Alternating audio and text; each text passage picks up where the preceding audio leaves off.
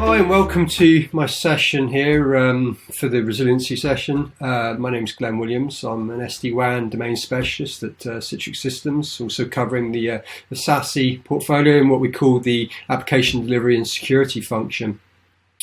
So today I was going to take you on a short journey for always on or always online as where we are these days. Now, I think it's fair to say during the pandemic, what was seen as a huge paradigm shift with regards to how we're working, right? I mean, Gartner themselves have given a quote to let us know that 82% of companies they're looking towards the work from home model, right? And we're looking at part time. So what we've been doing for some time, and we'll be finding ourselves working from home more and more. It's going to be a bit of a mindset shift for a lot of people, but on top of that 82%, what we're seeing is 47% of those is going to be all the time, right? So, sitting at home and working from the home office or, the kitchen or the living room or wherever that might be within the house is going to become a bit of a permanent fixture. There's some challenges that come around that as well. I mean, part of the main challenge which comes into play is working from home. We've got these connectivities coming into the house which were never really designed for working, I suppose. They're designed for streaming Netflix, watching YouTube videos, the usual sort of stuff. And maybe in the evenings you might check a few emails or first thing in the morning before you start heading into your office. So what we can see in this diagram here is we've got the branch workers, which, the old bricks and mortar, that 9 to 5 place where we used to go and do our job. And, we've seen that shift now where work's not necessarily a place, it's something we do 9 to 5 as we work from home. And more importantly, we had the remote workers. So when we're working remotely, which is kind of like what we're doing, right, when we work from home, it's that micro branch sort of mindset. Typically, to connect back into the corporate network, what we're using is a VPN or a virtual private network connectivity. Now, there's one problem here if we look, right, and that is that VPN's on a single link and it connects back into the data center, and the data center's got all of the security, and off you go and you consume the resources and applications which you need in order to do your day-to-day job. Now, whether or not those are things like Salesforce or Workday, or whether you're consuming stuff out of Azure or AWS or the likes of, what we're doing is we're hairpinning back to the data center and going out to the world, again, along that single link.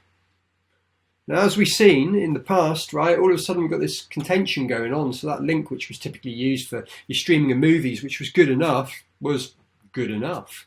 But now we've got a lot more people who are working from home around us, and all of a sudden those links are becoming over-contended, right? So, we find lots more people in the network, in the area, right, are using those same links.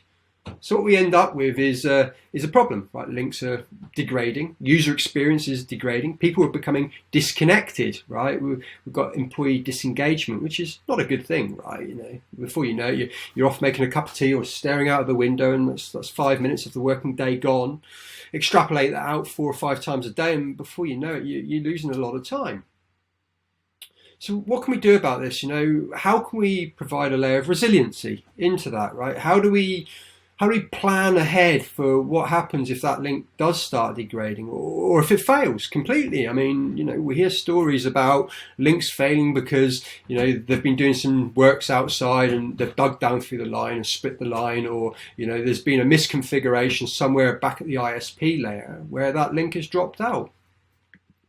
Now, I think we can see some other factors here as well about why we need to think about that resilient piece when we're working from home. Some areas, for instance, might be very rural. So you worked in the office and you had these big connectivity pipes back to your resources and your services and things you were consuming. But all of a sudden you could be running at home and, I'm from Cornwall, so the links aren't the best in some areas. 14 megabits per second is deemed as great at times. You've got other things to think about whereby you haven't got that visibility which you might need either to understand why things are going bad and why the applications aren't behaving the way they should, right? So again, that user experience thing that we need to be cognizant about.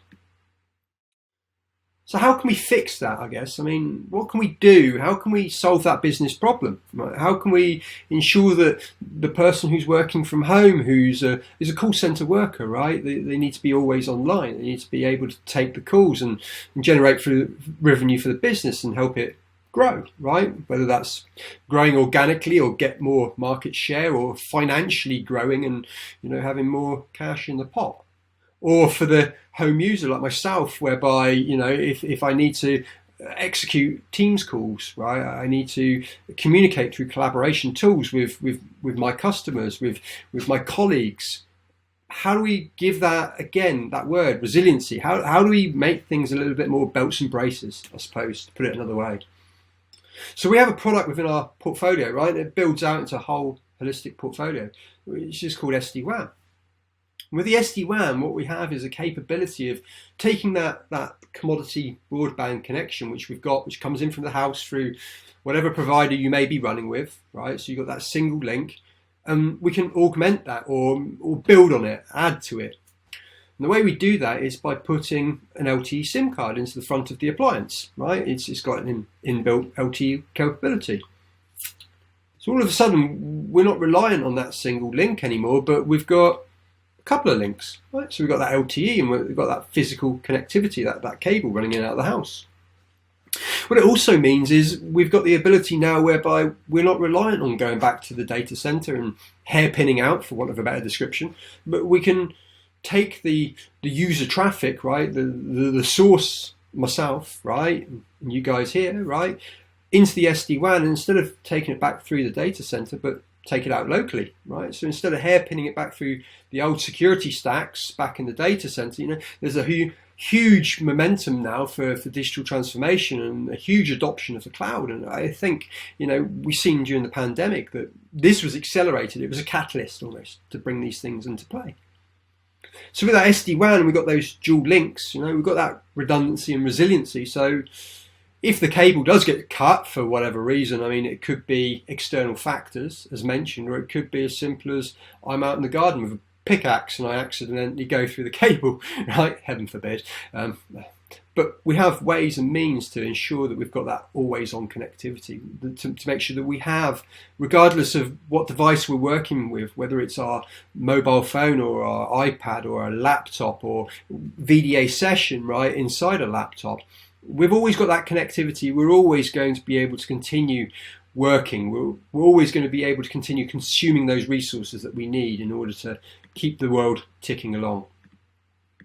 Now, all of that builds in quite nicely, and just to wrap this up a little bit and bring it into a holistic view, we're showing a single link there coming out of what's known as the branch user. And again, micro branches are you and I these days who are working from home, and it could be an IoT device for that matter, right, at the end of that wire. So, let's not get too hung up on the desktop on the left-hand side, but let's just be more aware of the resiliency topic which we're covering off here. There's a single wire shown, but ultimately it doesn't matter what that end point is, I suppose. We can give it that secure connectivity, those multiple links. And it doesn't have to be two, right? We've talked about two. It could be 3, 4, right? Depending on where you are. It could be satellite, for instance.